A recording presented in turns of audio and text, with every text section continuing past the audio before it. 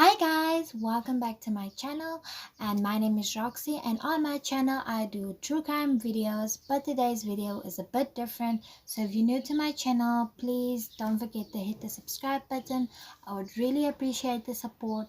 And yeah, so let me get to the new series that I decided to do on my channel, which is so near to my heart. I decided to do a Where Is series. Now I was inspired by Kendall Rae. I'm not really sure if I'm pronouncing her name correctly, but I'll leave a link in the description box to her channel. I was inspired by her channel because she really does a lot, or with her videos she spreads awareness of missing children and missing people, not just children, missing adults as well as missing children. And she works closely with Thorn, or she helps Thorn by raising money for Thorn. And if you guys are not familiar with Thorn, I am gonna insert a short clip explaining what Thorn is. But basically what they do is they use technology to help fight child trafficking, and that is why I'm basically doing this video. What I've seen makes you question humanity. There was a particular special that was an expose that was addressing this issue. Children that were 6 and 7 years old were being molested for money. That just kind of set us on a search to understand the issue and make it ultimately a commitment that this was something that, we were prepared to take on, even if it meant for the rest of our life. And Thorn is the organization that said, let's go use technology and innovation to solve this issue. We have to stay on the front cutting edge of that technology because the criminals, they're on the front cutting edge. One of the first things that Demain Ashton did was they built a technology task force.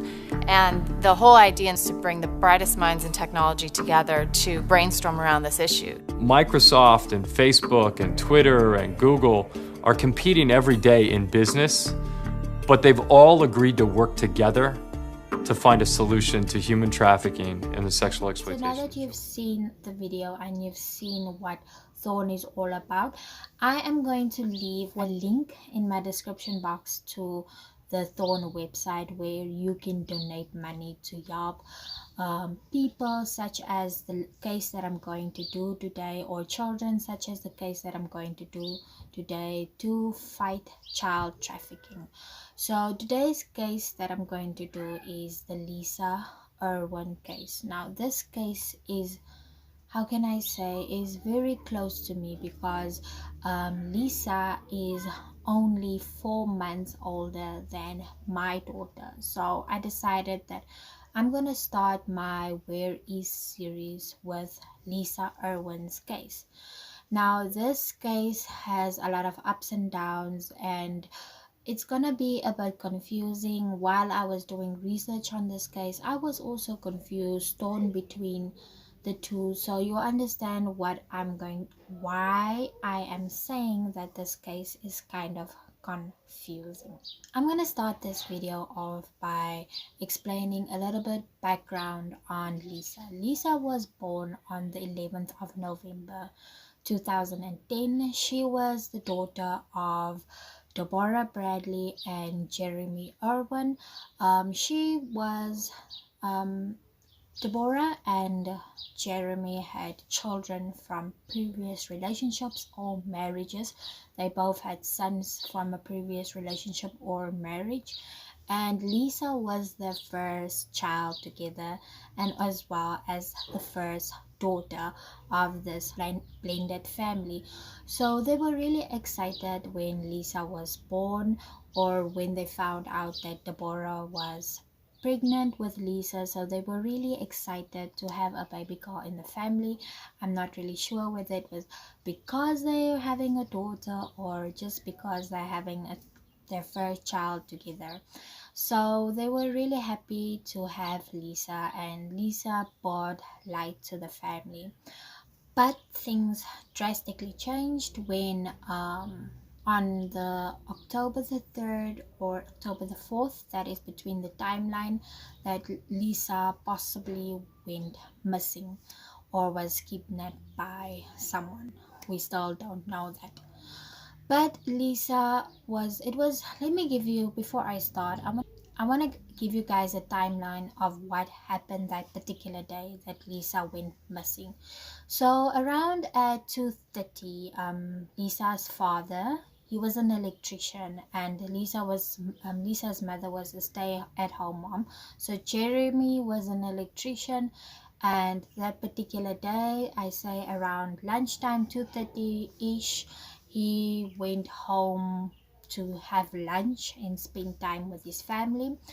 And at 4:30, Deborah, Lisa's mother, Deborah Bradley, left with her brother to a local store, neighborhood store, to buy baby supplies as well as a box of wine. And you will see on the surveillance cameras, and you will also see that the box of wine would have a really meaningful clue to this case.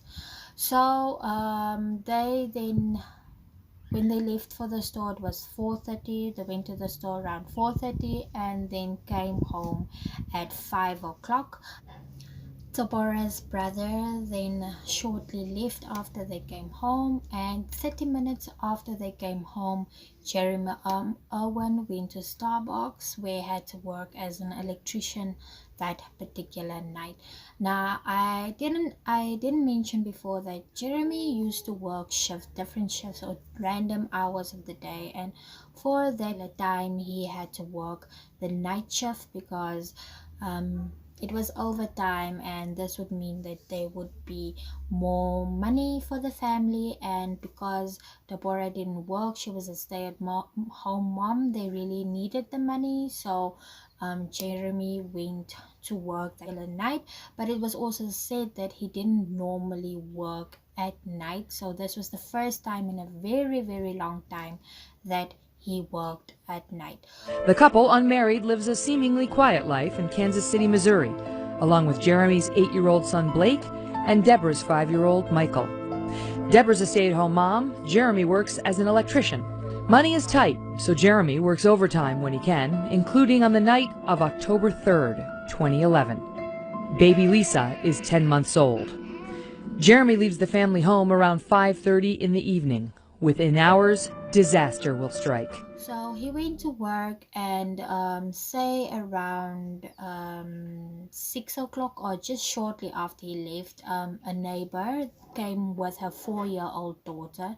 Now the 4-year-old daughter was playing with Lisa's 2 half brothers, and the neighbor was there to visit Lisa so that they could have some drinks or some wine and just talk and chat, just have a fun time together. That particular night that the father, that Jeremy, went to work, I think it's because Deborah didn't want to really feel alone. She was uncomfortable that night to be alone at home, so I think that's why she invited her neighbor to join her that night. So at 6:40 p.m. 6:40 p.m.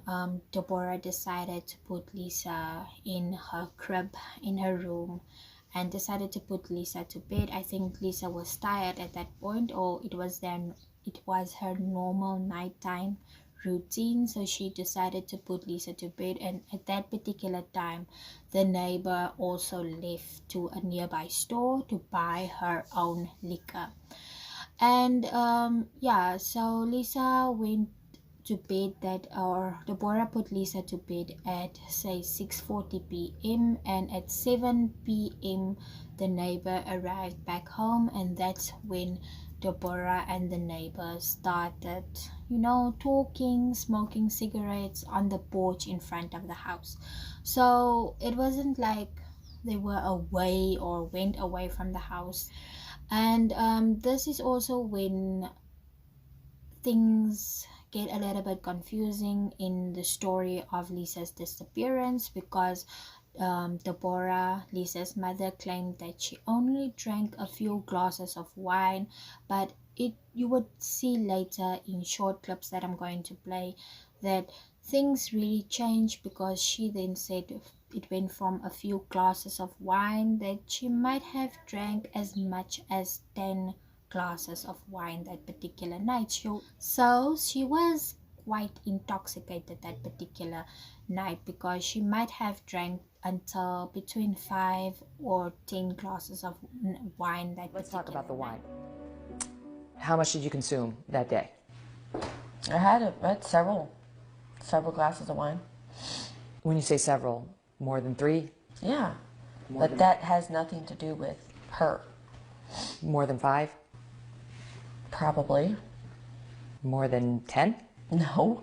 So at 10:40 or 10:30 p.m. Deborah then decided that she wanted to go to bed. The boys were tired, and I think at that point the neighbor also wanted to leave, so they ended their wine drinking and just catching up as neighbors.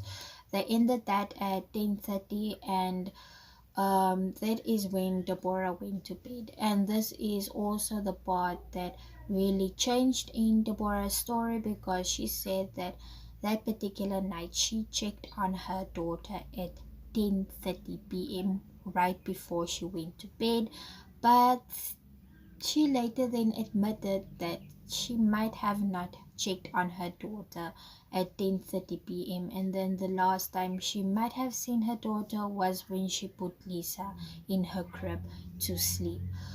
When you went in at 10:30 after the neighbor left, what did you do? Probably went right to my room. Why was it probably? Because sometimes I check on her. Well, most of the time I check on her. You don't remember? No. So it's possible you did not check on her before you went to bed at 10:30. Yeah. So the last time you saw your daughter alive in your home was when you put her down at 6:40. When I put her down. It's really weird for me, because as a parent myself, I would never just leave my daughter for hours in just sleeping without checking, especially when I'm in a situation where I'm with family and we're kind of having drinks, or not really drinks, but just in a situation where you are, as a mother, you're gonna be worried about your daughter and check on her regular, especially when she's still a baby, because we all know that babies sleep for an hour or so and then wake up. So, but I'm not here to judge. I don't know what happened that particular night. Maybe she did check on her daughter, but she forgot because she was too intoxicated. I'm really not sure. But she went to bed, and one of her sons, I think Deborah's son, that particular night slept with her in her and Jeremy Orwon's room, and Jeremy's son slept in his room, in the bedroom, and the children's bedroom, in one of the bunk beds. Yes. So at 3:45 was the time that Jeremy, his job ended at Starbucks, and when he decided to head home, because his shift ended that time, he was done with his work at Starbucks, so he decided that he's going to go home. And when he arrived home, he discovered the worst thing that a parent can possibly discover. So when he came home, he realized that the front door was unlocked and the lights were on, which was very, very weird, because who leaves their front door unlocked at 4 in the morning, and who leaves their lights on that particular night? So when he entered the house, he knew that something was strange. And he also noticed that in the computer room that the window was open and that the screen was damaged of that particular window, and he tried to close it but he couldn't close it because it was damaged. So yeah, I don't know, I'm not really sure whether the window was open, or like a lot of reports say that they normally leave their windows open but the screen's closed, but the screen was also damaged. So yeah, I'm not really sure, but it was a one-story house, so it was a window that was quite possibly that someone could enter in that particular window, but we're gonna mention that window later in the case. So when he realized that the window was open, the lights were on, he started checking on all the family members, and that was the time that he checked on his he went into Deborah's room and he saw Deborah and his son sleeping. I think at that point he tried to wake Deborah, but because she was a little bit resistive, and then he checked on his son and he saw his son sleeping peacefully in the room. But when he went to Lisa's room, he realized that Lisa was gone, and at that point he was so scared, and he went to Deborah and asked Deborah, where is Lisa? And basically woke up everyone in the house, and they were searching for baby Lisa because they realized that baby Lisa wasn't in the crib. So they searched everywhere in the house. After they searched everywhere in the house, Jeremy then ran to his neighbors. I think at that point he thought that he might have thought that Deborah went to the neighbors and probably forgot Lisa there. So I don't know what his thought process was, but he was looking for Lisa at his neighbors, and he didn't find baby Lisa. So he decided to call 911, and he realized that 3 of the family phones that were normally in the house were missing as well. And this is like also important thing to note in the case, because obviously phones don't just go missing, so it's also an indication, and it also shows that the Bradleys were telling the truth, that someone might have kidnapped Lisa because they realized that 3 of the phones of the family were missing that particular night. So he decided then to call from his work phone and called the 911 and reported Lisa missing. That's where they started, the police came over and they started searching for Lisa. At 4 a.m., Jeremy returns home. Immediately, he notices something unusual. All of the house lights, he says, are turned on, and the front door is unlocked. He tries to wake Deborah, but she is groggy, so he goes to check on Lisa. And here begins the story of every parent's nightmare. His 10-month-old daughter is gone from her crib. His baby appears to have vanished. Jeremy tells Deborah. He says they both become distraught. He runs next door, banging on the neighbor's door. The neighbor answers, and he asks whether Lisa is there. He's told she's not. He returns home and says he now notices that the 3 family cell phones are missing from the kitchen. He uses his work phone to call 911. Authorities show up and begin searching for the girl. Jeremy tells police about the lights in the front door and something else he noticed. He says in their computer room down the hall from Lisa's bedroom, the screen in the window appears to have been tampered with.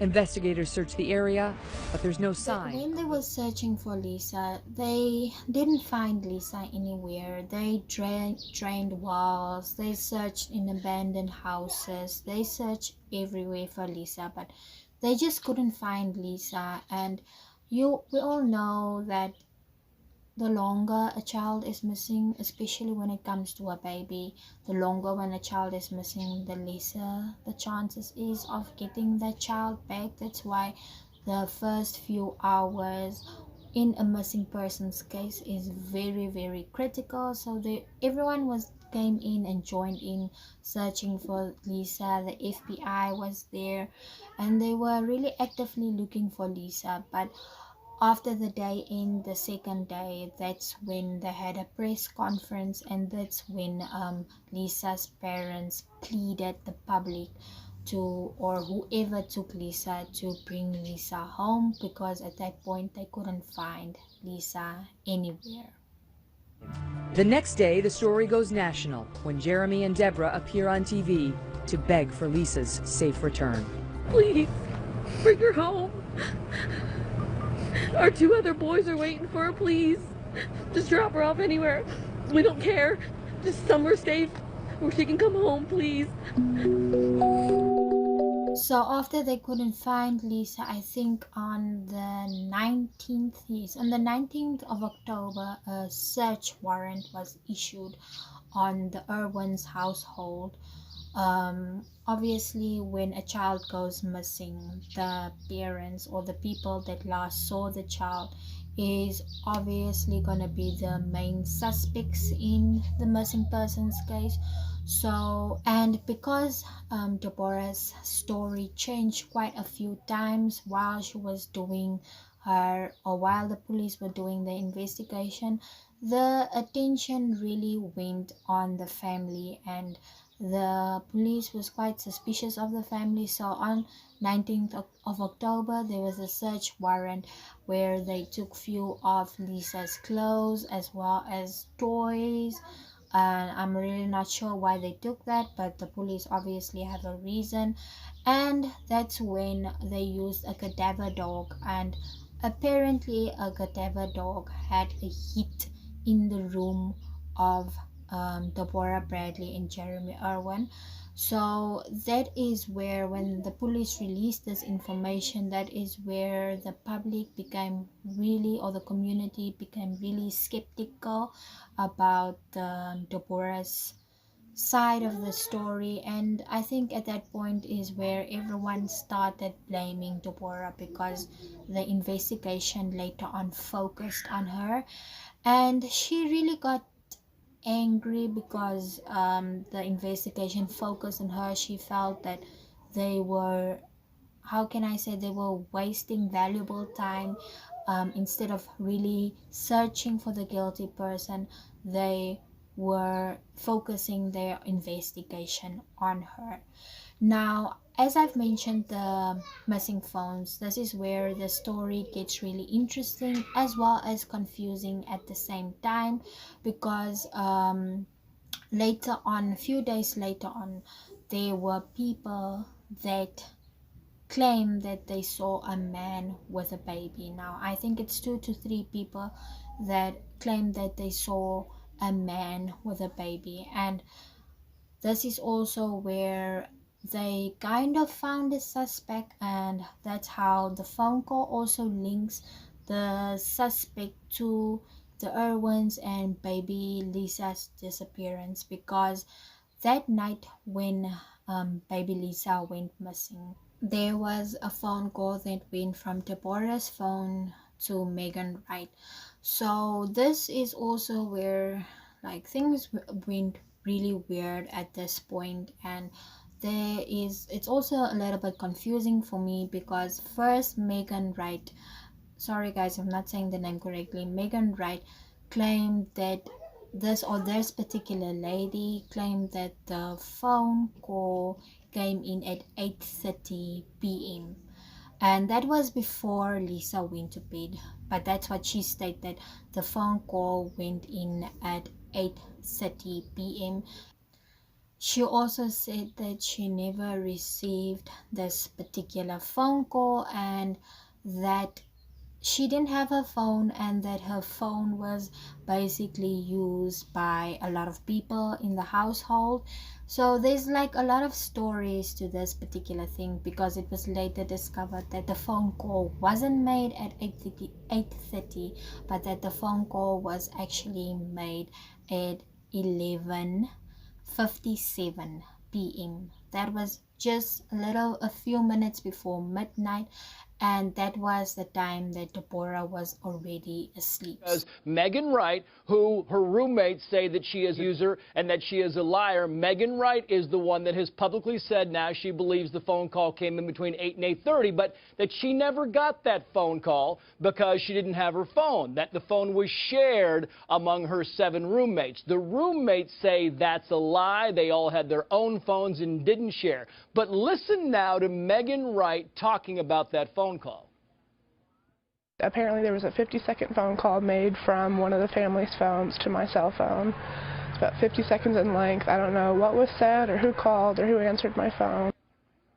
Yeah, doesn't know any of that thing. Now, look at the timeline here. I want to lay this out for you because Deb Bradley says, told you between 5 and 10 glasses of wine later, she went to bed at 10:30 p.m. Now we know the call came at 11:57 from Deb Bradley's phone. So someone was using her phone that particular night, and it was also shown in records that someone was checking the internet or trying to use the internet on check voice messages that particular night, but that was a few hours after. That was approximately, say, at 3 o'clock or a few minutes past 3 o'clock that this person was using the phone.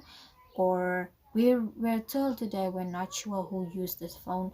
And this then linked the story to a bald-headed man which is named Jersey. I think his real name, I'm gonna insert his real name on the screen because I'm not really sure what his real name is, but the story was linked to this particular male victim because apparently this man was well known for working in the neighborhood, but he was also a person that used to break into houses.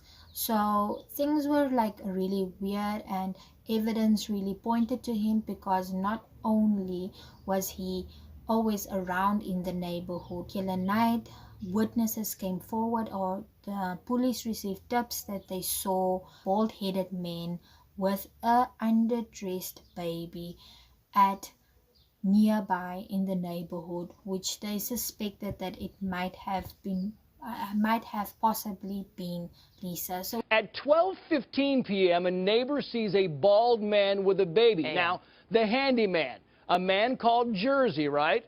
Yeah, exactly. 12:15 a.m., a man called Jersey. He's the handyman who has been seen in the Irwin neighborhood many, many times. So, which is weird because what man would walk with a baby in October, which is kind of cold that time, walk with an underdressed baby, a baby with just a diaper on them? And the description like showed a lot to this particular man called Jersey.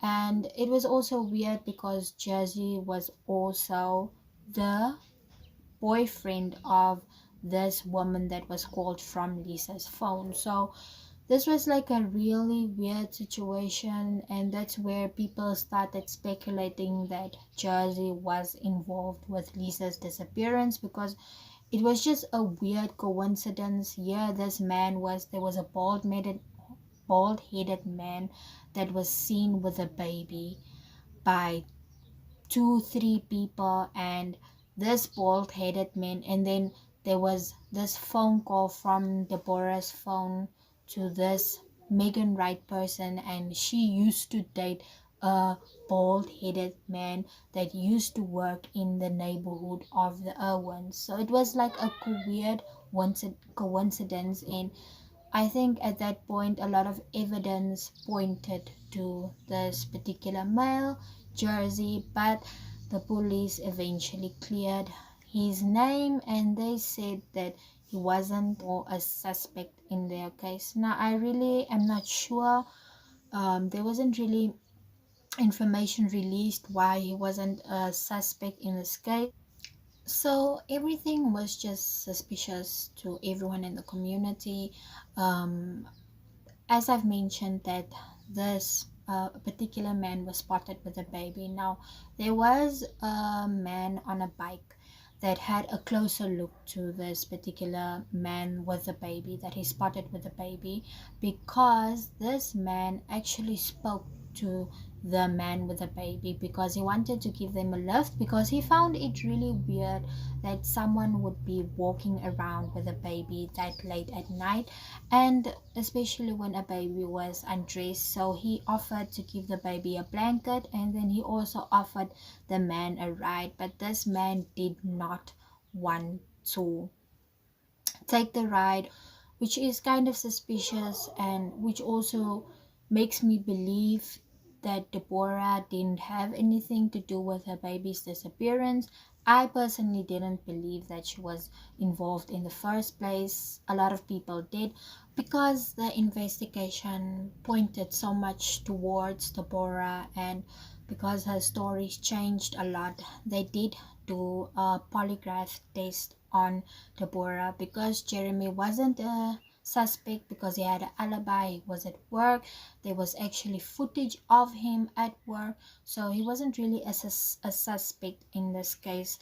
But Deborah was obviously a suspect, because she was the last person to see Lisa. So obviously that it's the police work to focus on the family when the family was the last person to see the child.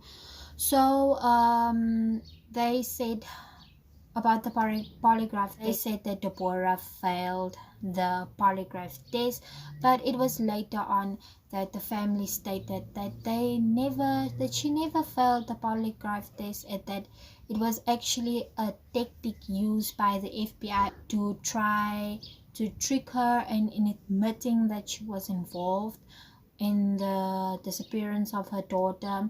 So she did pass the test, as well as in this video that you guys gonna see, they're gonna elaborate more on the cadaver dog as well as the polygraph test. The couple has now decided to speak up and correct some misconceptions. The cadaver dog, it's not true. It didn't happen. I passed the lie detector test. I passed. They told me I failed as a tactic. Then in October 2013, there was finally a break in the case of Lisa, or the disappearance of Lisa. And a little girl was found in Greece, and authorities thought that it might have been Lisa that was missing.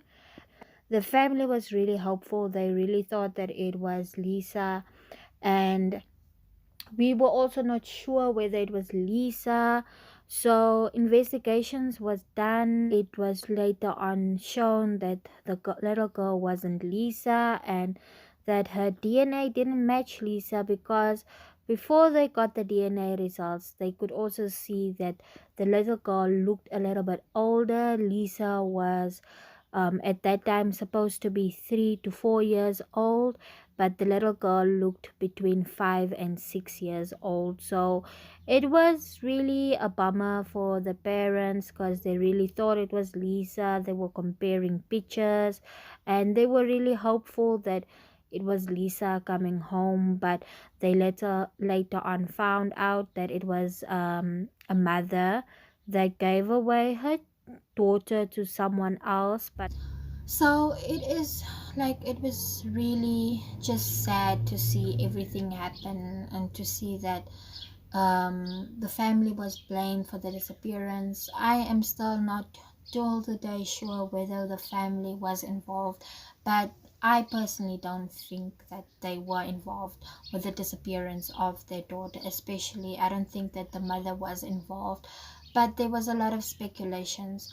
But this case just hit deep for me. That's why I decided to get involved in missing persons cases, as well as missing children, and to bring awareness towards Thorn, and really to try and encourage people to donate to Thorn, so that we can help with the child trafficking that is currently a problem in the world, and that we can stand together and fight this problem, and just try to keep kids safe, and to bring babies like baby Lisa home.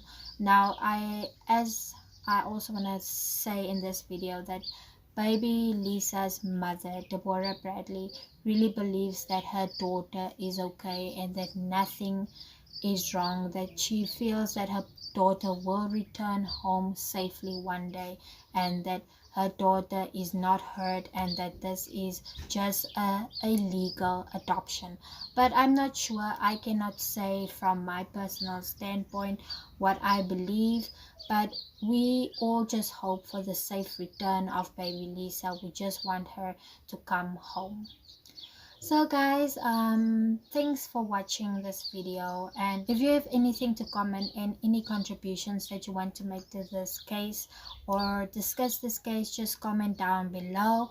And please guys, if you can, please donate to Thorn. Let's make a difference. Let's stand up as a community, as people in the world, and let's fight child trafficking. Let's donate to Thorn. Let's help the bigger cause.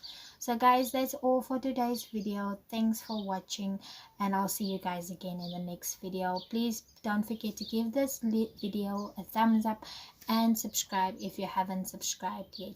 Bye.